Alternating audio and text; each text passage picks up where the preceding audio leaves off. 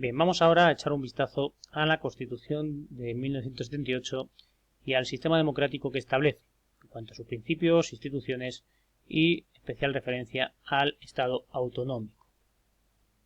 Primero vamos a ver su redacción y aprobación.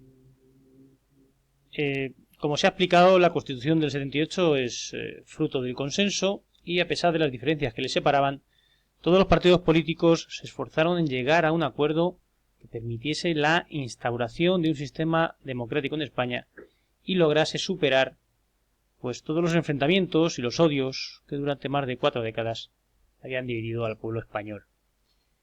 La Comisión de Asuntos Constitucionales del Congreso estaba compuesta por 36 diputados de diferentes partidos y designó a su vez a 7 miembros que eran representantes de las diferentes ideologías y sensibilidades políticas, para que redactaran el texto. A estos miembros se les llamó padres de la Constitución, y fueron Gabriel Cisneros, Miguel Herrero de Miñón y José Pérez Llorca por parte de la UCD, Manuel Fraga por parte de Alianza Popular, Jordi Solé Tura por parte del Partido Comunista, Gregorio Peces Barba del PSOE y Miquel Roca de los nacionalistas catalanes. También se ha explicado antes que la Constitución fue debatida y aprobada en sesión conjunta de las Cortes el 31 de octubre del 78 y finalmente ratificada en referéndum por el pueblo español el 6 de diciembre. De ahí que se celebre el Día de la Constitución todos los años en este 6 de diciembre. La Constitución española se compone de un preámbulo de 11 títulos, un título preliminar y 10 títulos numerados, con un total de 169 artículos, 4 disposiciones adicionales, 9 transitorias, una disposición derogatoria y una disposición final. Y se trata de una Constitución rígida, pero reformable. ¿Qué quiere decir esto? Pues que dentro de la propia Constitución, dentro de esos artículos, se establece cómo se puede reformar. Aquí tenemos a los padres de la Constitución. 3 de UCD, uno de Alianza Popular, otro del PSOE, otro de CIO y otro del Partido Comunista. Y aquí tenemos algunos carteles del referéndum animando a votar, otros que optaban o que pedían votar en contra de la Constitución, otros por la abstención, en este caso el Partido Comunista de los Trabajadores, mientras que el Partido Comunista de España, español, el PCE de Carrillo, pues animaba a votar sí. Aquí se animaba también a votar, tu voto es tu fuerza, tu derecho es votar. UCD, que por supuesto votaba o animaba a votar que sí, igual hacía el PSOE. Un poco esto sería el lema o el fondo de la Constitución: contra nadie y a favor de todos. Bien, ¿cuáles son los principios de la Constitución? La Constitución declara a España como un Estado social y democrático de derecho, estableciendo que la soberanía nacional reside en el pueblo español del que emanan los poderes del Estado, y determinando que la forma política del Estado es la monarquía parlamentaria. De igual forma, también decreta la indisoluble unidad de la nación española, a la vez que reconoce y garantiza el derecho a la autonomía de las distintas nacionalidades y regiones que la integran. Aquí tuvieron que hacer un poquito de malabarismos para armonizar la unidad de España con las sensibilidades nacionalistas presentes en nuestro país. En el preámbulo, que lo redactó Enrique Tierno Galván, socialista que después se convirtió en alcalde de Madrid, declara su intención de defender la justicia, la libertad y la seguridad de los ciudadanos. Y en su parte dogmática, es decir, pues donde habla un poco de los principios y de los valores y de los derechos y los deberes de los ciudadanos, pues destacamos aquí algunos artículos, ¿no? Por ejemplo, el artículo 14, que establece la igualdad ante la ley de todos los españoles y españolas. El artículo 15 establece el derecho a la vida, por el cual se acaba con la pena de muerte. El artículo 16, que establece la libertad ideológica, religiosa y de culto. Esto era algo excepcional en la Constitución española y solo al 31 establecía algo parecido. Y por supuesto la aconfesionalidad del Estado. El artículo 20, la libertad de expresión e información. Y los artículos 20, 21 y 22, los derechos de reunión, asociación y participación, que incluía el sufragio universal. Mientras su parte orgánica, de los títulos 2 al 10, explicita, establece cómo se ha de estructurar el Estado y cómo se han de regular los órganos básicos del Estado. Primero, establece cuáles son los rasgos esenciales del Estado español, que es un Estado democrático, es decir, que reconoce los derechos ciudadanos fundamentales y sus gobernantes son elegidos por los votantes en elecciones periódicas. Establece que es un Estado social, intervencionista para poder equilibrar los desajustes sociales que la sociedad puede presentar y proteger a los más desfavorecidos. Es un Estado de Derecho, donde la Constitución es la norma suprema, la ley de leyes, y todas las demás leyes se elaboran de acuerdo con ella, estando por tanto todos los ciudadanos sujetos al ordenamiento jurídico. Establece también que es un Estado de las autonomías, frente al anterior Estado franquista centralista, se opta ahora por la organización autonómica de las nacionalidades, un Estado descentralizado, con nacionalidades y regiones que integran la nación española. Y por último, la forma política del Estado, que es la monarquía parlamentaria, donde el rey es el jefe del Estado y simboliza la unidad de la nación, es el árbitro y el moderador del funcionamiento de las instituciones. Por su parte, el Parlamento o Cortes Generales representa al pueblo y ejerce el poder legislativo. Precisamente en el pueblo reside la soberanía nacional y de él, del pueblo, emanan los poderes del Estado. Vamos a ver ahora las instituciones que establece la Constitución. Por un lado, la primera, la corona. El título 2 es el que está dedicado a la corona y establece la corona como una institución hereditaria y vitalicia.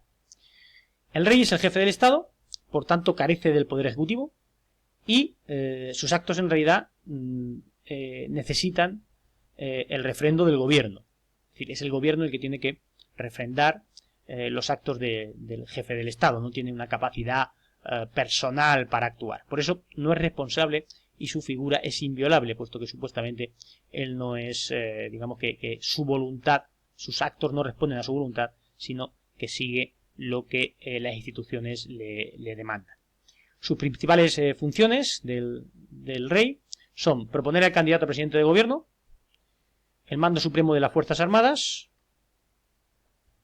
sancionar y promulgar las leyes, convocar y clausurar las Cortes, convocar también referéndums a propuesta del presidente del gobierno, pero previa autorización del Congreso de los Diputados.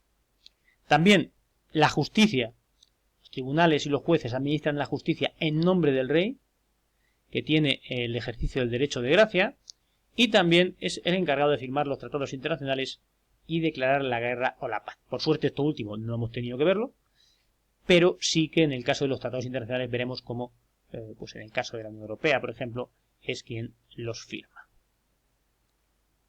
La segunda institución que vamos a ver es el gobierno, que tiene el poder ejecutivo y, aunque es una institución colegiada, la que forman parte de los ministros, destaca la figura del presidente, que es quien dirige y coordina a los demás miembros del gobierno. Las funciones del gobierno son marcar las directrices de la política general del Estado y ejecutar y aplicar las leyes por medio de la administración pública. La tercera de las instituciones, seguramente la más importante, son las Cortes. Es el órgano de representación de la soberanía popular. Sus miembros son elegidos periódicamente por los ciudadanos que votan a los candidatos presentados por los partidos políticos y que tiene dos cámaras, el Congreso de los Diputados y el Senado, dos cámaras que son elegidas de manera distinta. El Congreso mediante un sistema llamado la Ley d'Hondt de representatividad territorial y el Senado por un sistema más directo. En cuanto a las funciones, tiene la función legislativa, es decir, la de hacer las leyes, también debe controlar al Ejecutivo y tiene que aprobar los presupuestos generales del Estado. Por su parte, el Poder Judicial, que es quien tiene, claro, el Poder Judicial, lo dice su propio nombre, y es el encargado de garantizar el respeto de todos a las normas jurídicas y a las leyes en general. Quienes ejercen el Poder Judicial son los jueces y tribunales encargados de juzgar y dictar sentencias. la independencia precisamente de estos jueces y magistrados y la unidad de jurisdicciones, es decir, que todas las leyes sean aplicables en todo el territorio, son los dos principios que rigen la organización de este poder judicial. Por último, el Tribunal Constitucional, cuyas funciones son controlar que la Constitución y vigilar que la Constitución se cumpla en todos los ámbitos legislativos, es decir, que todas las leyes que se publiquen, todas las normas de ayuntamientos, de comunidades, del Estado, estén dentro del marco constitucional, proteger también los derechos y libertades fundamentales de los ciudadanos y resolver los conflictos de competencias entre el Estado y las comunidades autónomas o entre las comunidades autónomas entre sí. Lo más original, seguramente, de esta Constitución es el Estado autonómico, ya que, bueno, es necesario, puesto que la cuestión territorial era una de las más sensibles y complicadas, que se venía arrastrando durante todo el siglo XX, que había sido foco de conflicto durante la Segunda República, y que además el franquismo utilizó estos nacionalismos periféricos como una de las causas para justificar su golpe de Estado y la guerra civil, y por supuesto los 40 años de dictadura, con el objetivo de que, según ellos, no se rompiese España. Por eso, la cuestión territorial era una de las más sensibles y complicadas. La solución para esto fue el estado de las autonomías, es decir, se trataba de dar satisfacción a las llamadas nacionalidades históricas, mediante un sistema de descentralización llamado el estado de las autonomías. El artículo 2 de la Constitución, como hemos dicho antes, pues trata de armonizar eso, la unidad de España con el reconocimiento a las nacionalidades que la componen. Desde el principio fue una cuestión esencial, tanto para el rey como para el presidente Suárez, especialmente en el caso catalán y el vasco, ¿no? Hemos visto, por ejemplo, la restauración pronta, ¿no?, de la Generalitat y el regreso de Tarradellas, que estaba en el exilio. El título 8 de la Constitución dice cómo se organiza territorialmente el Estado, en municipios, en provincias y en las comunidades autónomas que se constituyan. Así, el Estado de la Autonomía se va a constituir por medio de dos vías. La vía rápida, estipulada en el artículo 151 especialmente para las llamadas nacionalidades históricas, País Vasco, Cataluña, Navarra y Galicia, y la vía lenta para el resto en el artículo 143. A la rápida, como he dicho antes, pues acudieron estos tres, Cataluña, País Vasco, Galicia y también Navarra, y por último Andalucía. Estas gozaron prácticamente desde el principio de todas las competencias que constitucionalmente el Estado les podía ceder, mientras que las que optaron por la vía lenta fueron adquiriendo competencias con el paso de los años, especialmente a partir de 1992. Así, entre el año 79 y el 83, las Cortes aprobaron los 17 estatutos de autonomía, dejando a Ceuta y Melilla, que sería más tarde cuando se constituyeran como ciudades autónomas. El proceso de formación de las comunidades autónomas fue bastante interesante y curioso. Entraron en su conformación pues distintos factores históricos, políticos y económicos, y casos destacados, por ejemplo, fue el debate sobre la anexión de Navarra al País Vasco, que es una de las reivindicaciones habituales del nacionalismo vasco, o la cuestión de Madrid, que dado su peso como capital del Estado, pues se decidió en convertirla en comunidad autónoma uniprovincial. Lo que más nos afecta a nosotros pues es el caso de Castilla-La Mancha, ¿no? Castilla-La Mancha, que se formó con el territorio que antes se conocía como Castilla la Nueva, al que se unió Guadalajara tras no poca polémica, pues muchos guadalajareños preferían la unión con Madrid o formar una comunidad uniprovincial. El caso es que el ente preautonómico, que debía redactar el estatuto y decidir los territorios que formaban parte de Castilla-La Mancha, se creó el 29 de noviembre del 78 en la iglesia de San Agustín de Almagro, y su primer presidente fue Antonio Fernández Galiano. Después tuvo otros dos, Gonzalo Payo y Jesús Fuente Lázaro. El 10 de agosto del 82 las Cortes Generales aprobaron el Estatuto de Autonomía de Castilla-La Mancha y el 7 de diciembre se eligió a Toledo como capital por una votación en las Cortes. El primer presidente electo, aunque a veces se establece que fue Jesús Fuente Lázaro el primer presidente de Castilla-La Mancha porque fue el primero que llegó al cargo estando aprobado el Estatuto. También se habla de Gonzalo Payo, puesto que fue durante su presidencia cuando se aprobó el Estatuto, pero el primer presidente electo fue José Bono. Desde entonces, pues Castilla-La Mancha ha tenido 4 presidentes, que los tenemos aquí, ¿no? José Bono,